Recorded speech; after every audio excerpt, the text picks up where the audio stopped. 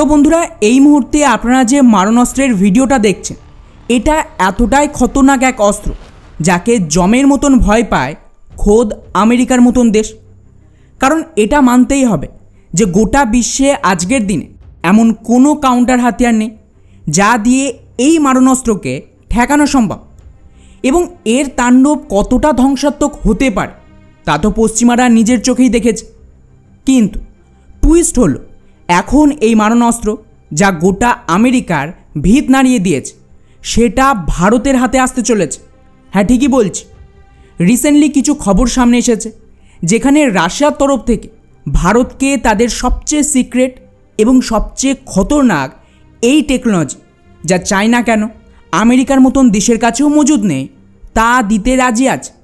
যদিও এর কিছু শর্ত আছে, সেটা নিয়েও আমরা কথা বলবো। ফলে এই খবর সামনে আসতে না আসতে রীতিমতো থরথরিয়ে কাঁপতে শুরু করে দিয়েছে চীনের মতন দেশ। কারণ যেমনটা বললাম, এটাকে ঠেকানোর ক্ষমতা আমেরিকার কাছেই নেই, সেখানে চীন তো কোন ছাড়।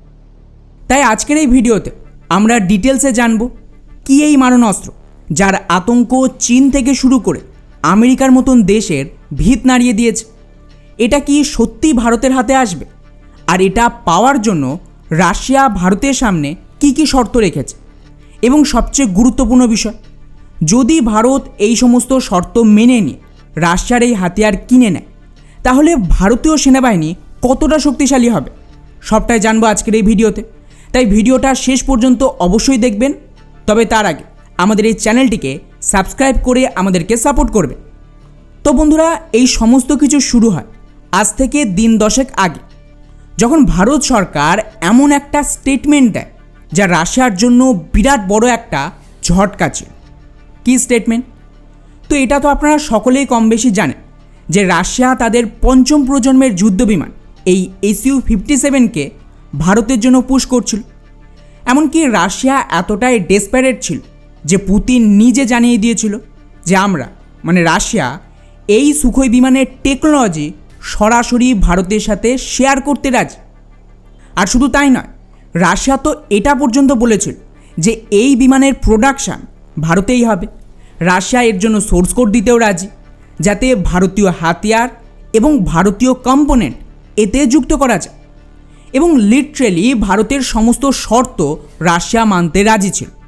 কিন্তু এর মাঝেই হঠাৎ করে ভারতের ডিফেন্স সেক্রেটারি রাজেশ কুমার সিং মানি কন্ট্রোলকে দেওয়া সাম্প্রতিক সাক্ষাৎকার সাফ জানিয়ে দেয় যে ভারতের কোনো ইন্টারেস্ট নেই বা কোনো প্ল্যান নেই রাশিয়ার এই অফারকে। মানে ভারত রাশিয়ার এই Su-57 কিনবে না। আর এটাকে নিয়েই পশ্চিমা মিডিয়া তো খুব খুশি, স্পেশালি ইউক্রেনের মিডিয়া আর ইউরোপিয়ান মিডিয়া এই নিউজটাকে চরম ভাইরাল করে যে ভারত রাশিয়ার বিমানকে পুরো রিজেক্ট করে দিয়েছে। ব্যাস, এর থেকে রাশিয়া এটুকু তো বুঝে গিয়েছিল যে ভারতকে এখানে নিজের দলে টানতে হলে আর এই সুখোই বিমান এক্সপোর্ট করতে হলে আরও বড় কিছু অফার দিতে হবে, যা ভারত না করতে পারবেন। আর এর আওতায় বলা হচ্ছে পুতিন একটা ফাইনাল দান মারে, যেখানে রাশিয়ার তরফ থেকে আরও এক ধাপ এগিয়ে দাবি করা হচ্ছে যে ওরা ভারতকে বিশ্বের সবচেয়ে খতরনাক অস্ত্র হাইপারসনিক ক্রুজ মিসাইল, যেটা এই মুহূর্তে রাশিয়া ছাড়া বিশ্বের আর কোনো দেশের কাছে অপারেশনাল নেই, সেই মিসাইলও ভারতের হাতে তুলে দেবে, যার নাম জিরকন। অর্থাৎ ভারত বিশ্বের দ্বিতীয় দেশ হতে পারে যারা অ্যাকচুয়ালি হাইপারসনিক ক্রুজ মিসাইলকে ব্যবহার করবে। আর এটা কতটা শক্তিশালী হবে এবং কী পরিমাণ তাণ্ডব চালাতে পারে তা তো ইউরোপ আর আমেরিকা খুব কাছ থেকে দেখেছে। কেননা লেটেস্ট রিপোর্ট অনুযায়ী গত 1 বছরের মধ্যে রাশিয়া এই ধরনের প্রায় 40টা হাইপারসনিক মিসাইল ইউক্রেনের দিকে ফায়ার করেছিল, এবং এর একটাও ইউক্রেনের এয়ার ডিফেন্স সিস্টেম বা আমেরিকান এয়ার ডিফেন্স সিস্টেম ঠেকাতেই পারেন। যদিও পরবর্তীতে আমেরিকা দাবি করে ওদের পেট্রিয়ট এয়ার ডিফেন্স নাকি এই রকম একটা মিসাইলকে আটকে দিয়েছিল, কিন্তু এটা স্বীকার করা একটু মুশকিল। পেট্রিয়টের পক্ষে 7 থেকে 8 ম্যাকের গতিতে ক্রুজ করতে পারে, মানে এই মিসাইল হামলার আগে ঘন ঘন নিজের পথ পরিবর্তন করতে পারে। তাকে ঠেকানো এতটা সহজ হবে না, কারণ এই মিসাইল যদি রাশিয়া ক্রিমিয়ার মতন অঞ্চল থেকে লঞ্চ করে থাকে তাহলে এটা ইউক্রেনের রাজধানী কিয়েভে পৌঁছতে মাত্র 3 মিনিটেরও কম সময় নেবে। আর এত কম সময় এটাকে ডিটেক্ট করে তারপর সেটাকে ঠেকানো পেট্রিয়টের পক্ষে নেক্সট টু ইম্পসিবল। তো বুঝতেই পারছেন এই মিসাইল কতটা খতরনাক, যাকে আমেরিকার এয়ার ডিফেন্স সিস্টেম ঠেকাতে পর্যন্ত পারছে না। ফলে এই অস্ত্র রাশিয়া এখন ভারতকেও দিতে রাজি। কিন্তু যেমনটা ভিডিওর শুরুতেই বললাম, এখানে একটা শর্ত আছে, আর তা হলো রাশিয়া সরাসরি এই মিসাইল ভারতকে দেবে না। এর জন্য অ্যাকচুয়ালি ভারতকে রাশিয়ার পুরো সুখোই 57 বিমানের অর্ডার দিতে হবে, এবং এই বিমানের ফুল প্যাকেজের সাথে, মানে পুরনো যা যা অফার ছিল তার সাথে এই মিসাইলও সাপ্লাই করবে রাশিয়া। আচ্ছা, এখানে আরও একটা গুরুত্বপূর্ণ বিষয় জানিয়ে রাখি, এখানে রাশিয়া যে শুধু এই মিসাইল দেবে তাই নয়, বরং ওরা এখানে নিজেদের কাছে যা যা বেস্ট টেকনোলজি ছিল সমস্ত কিছু অফার করে দিয়েছে, যাতে ভারত কোনো অজুহাত দিতে না পারে। যার আওতা এখানে জিরকন ছাড়াও আরও একটা হাইপারসনিক মিসাইল রাশিয়া অফার করেছে, যার নাম হলো কিনজল, এবং এর একটা মিনি ভার্সন রাশিয়া অফার করছে, যাতে এটা সাইজে ছোট হবে। এর ফলে সুবিধা কি?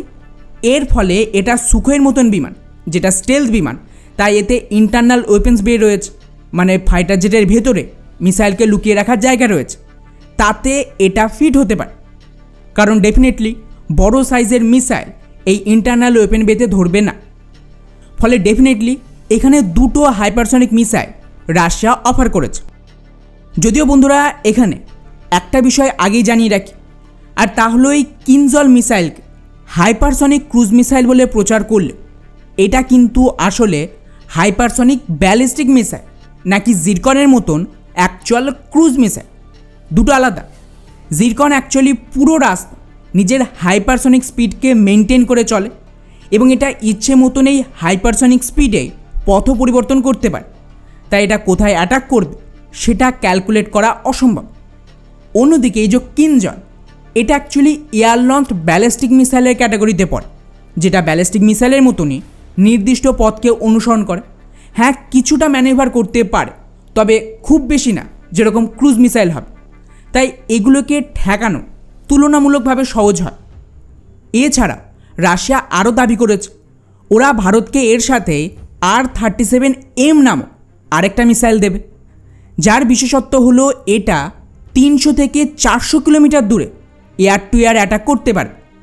মানে এটা গ্রাউন্ডে হামলা করে না, বরং এর কাজ শত্রু যুদ্ধ বিমান বা বাকি এয়ারক্রাফটকে ধ্বংস করে। তবে হ্যাঁ, এর রেঞ্জ যেমন বেশি, তেমনি এর একটা অসুবিধাও রয়েছে। সেটা হলো এটাকে মূলত ফাইটার জেট নয়, বরং বড় সাইজের বিমান, স্পেশালি অ্যাওয়াক্সকে মারার জন্য বানানো হয়েছে। কারণ কি? কারণ হলো এই জাতীয় অ্যাওয়াক্স লড়াইয়ের দরুন সমস্ত বিমানের একদম শেষে থেকে পুরো ইনফরমেশান আর ইন্টেলিজেন্স দেয়, তাই ওটা ধ্বংস করা জরুরি। কিন্তু নর্মাল এয়ার টু এয়ার মিসাইলের রেঞ্জ লিমিটেড হয়, সেক্ষেত্রে স্পেশালি এই অ্যাওয়াক্সকে মারার জন্য R-37M তৈরি করা হয়েছে, যাতে এটা লং রেঞ্জে, মানে 300 থেকে 400 কিলোমিটার দূরেও শত্রুর বিমানকে ডিস্ট্রয় করতে পারে। এছাড়াও রাশিয়া আরও দুটো মিসাইল এই প্যাকেজে অফার করেছে, যার মধ্যে একটা হলো KH-69, যেটা বেসিক্যালি এক ধরনের স্টেলথ ক্রুজ মিসাইল। অন্যদিকে দ্বিতীয়টা হলো KH-58, যার স্পেশালিটি অ্যান্টি রেডিয়েশন রোলে কাজ করে। যদিও এই দুটো মিসাইলের অল্টারনেটিভ ভারতের কাছে আছে বলা যেতে পারে। উদাহরণ হিসেবে রাশিয়ার এই যে KH-69, যেটাকে স্টেলথ ক্রুজ মিসাইল বলা হচ্ছে, তো এই ক্যাটাগরিতে ভারত ফ্রান্স থেকে স্ক্যাল্প মিসাইল কিনেছে, যা রাফেলে ব্যবহার হয়, এবং আমাদের স্বদেশি অল্টারনেটিভও টেস্ট হয়ে গেছে, যাকে নির্ভয় এবং বর্তমান উন্নত ভেরিয়েন্টকে LR-LACM বলে, যা অ্যাকচুয়ালি রাশিয়ান মিসাইল থেকে বেশি, প্রায় 1000 কিলোমিটার পর্যন্ত রেঞ্জ দিতে পারে। অন্যদিকে দ্বিতীয় offer KH-58 basically anti radiation missile. তো এই ক্যাটাগরিতে আমাদের রুদ্রম সিরিজের মিসাইল রেডি হয়ে গেছে, এবং এর আরও উন্নত ভার্সন তৈরি হচ্ছে। তো এগুলো ভারতের জন্য গুরুত্বপূর্ণ না, গুরুত্বপূর্ণ কেবলমাত্র জিরকন এবং কিনজল, এই দুটো মিসাইল হতে পারে। কিন্তু যেমনটা বললাম, মুশকিল এক জায়গায়, আর তা হলো এগুলো রাশিয়া সরাসরি অফার করেন, বরং একটা কম্বোতে অফার দিয়েছে, যে সুখোই 57 কিনলে তার সাথে এগুলোর প্যাকেজ আসবে। ফলে যদি সুখোইয়ের মতন স্টেলথ বিমান এবং তার সাথেই হাইপারসনিক ক্রুজ মিসাইলের কম্বোকে দেখা হয়, তো নিঃসন্দেহে এটা বেস্ট হাতিয়ার হবে। এর ধারের কাছেও টিকবে না চীন। এমনকি আমেরিকার কাছে আপাতত এই ক্ষমতা নেই। ওদের F-35ও হাইপারসনিক ক্রুজ মিসাইল ফায়ার করতে পারে না, আর না আমেরিকার কাছে জিরকনের মতন কোনো মিসাইল আছে। ফলে এর হামলা ঠেকানো চায়না বা পাকিস্তানের পক্ষে এক কথায় বললে অসম্ভব। এখন প্রশ্ন হলো, তাহলে ভারত কি নিজেদের সিদ্ধান্ত বদলাবে? মানে এখন কি এই নতুন অফারের পর রাশিয়ার Su-57কে কনসিডার করতে পারে? এটা বলা একটু মুশকিল হবে। তবে হ্যাঁ, এখানে আমার ব্যক্তিগত ওপিনিয়ন হলো ভারত নিজেদের অবস্থান এখন বদলাবেন না। কারণ এই মুহূর্তে যে গতিতে আমাদের DRDO হাইপারসনিক মিসাইল তৈরিতে কাজ করছে, তাতে ইতিমধ্যেই 12টা আলাদা আলাদা হাইপারসনিক প্রোগ্রাম চলছে। আর 2টো হাইপারসনিক মিসাইল ইতিমধ্যে রেডি হয়ে টেস্টও হয়ে গেছে। যদিও এগুলো জিরকনের ক্যাটাগরিতে পড়ে না। ভারতের কাছে যে 2টো মিসাইল আছে তা গ্লাইড ভার্সন, নাকি অ্যাকচুয়াল ক্রুজ মিসাইল। কিন্তু এই সফলতার পর এখন সম্ভাবনা রয়েছে যে আগামী কয়েক বছরের মধ্যে ভারতীয় বৈজ্ঞানিকরা ক্রুজ মিসাইলও তৈরি করে ফেলবে। তাই ইমিডিয়েটলি আমাদের জিরকনের মতন মিসাইলের খুব একটা প্রয়োজন নেই। উপরন্তু বর্তমান সময় কামিকাজে ড্রোন আসার পর যুদ্ধের নীতি পাল্টে গেছে এবং এই মুহূর্তে হাইপারসনিক মিসাইলের চেয়েও জরুরি হলো ড্রোন স্ট্রাইক, যেগুলো কিন্তু এয়ার ডিফেন্সকে সম্পূর্ণ অকেজো করে দিতে পারে। তাই এই মুহূর্তে খুব বেশি তাড়াহুড়ো করার প্রয়োজন নেই। অন্যদিকে Su-57কে নিয়ে জানেন, আমি বহু আগেই বলেছিলাম এটাকে ভারত সরকার কিনতে দেবে না এবং এমকাতেই পুরো ফোকাস লাগাবে। তাতে যদি 5 বছর দেরি হয় তাও সরকার পিছু হটবেন না। কারণ আমাদের আত্মনির্ভর হতেই হবে, না হলে বিদেশি বিমান কিনলে বায়ুসেনার মধ্যে যে লবিং আছে তারা কিছুতেই আর এমকাকে এগোতে দেবেন। তাই সরকার এই রিস্কটা নিতে চাইছে না। এখন দেখা যাক রাশিয়ার এই নতুন অফারের পর অ্যাকচুয়ালি ভারত সরকার কী সিদ্ধান্ত নেয়। বাকি আপনাদের এটাকে নিয়ে কী মতামত? ভারতের কি এই অফারকে দেখা উচিত, নাকি সময় নিয়ে নিজেদের দেশীয় প্রোগ্রামকে এখানে চালানো উচিত? কমেন্টে অবশ্যই নিজেদের মতামত জানাবেন। জয় হিন্দ।